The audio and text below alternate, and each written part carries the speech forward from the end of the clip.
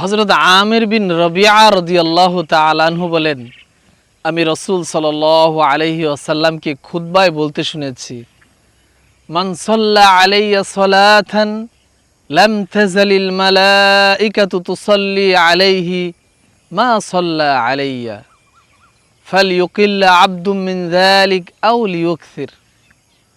অর্থাৎ যে ব্যক্তি আমার উপর দুরূদ পাঠ করবে, সে যতক্ষণ দুরূদ পাঠ করবে ততক্ষণ ফেরেশতারা তার জন্য রহমতের দোয়া করতে থাকে।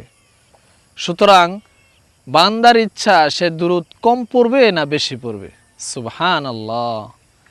আজ জুমাবার, তাই আসুন আমরা রাসূলুল্লাহ সাল্লাল্লাহু আলাইহি ওয়াসাল্লামের উপর বেশি বেশি দুরূদ পাঠ করি। اللهم اجعل صلواتك ورحمتك وبركاتك على سيد المرسلين وإمام المتقين وخاتم النبيين محمد عبدك ورسولك إمام الخير وقائد الخير ورسول الرحمة اللهم ابعثه مقاما محمودا يغبطه به الأولون والآخرون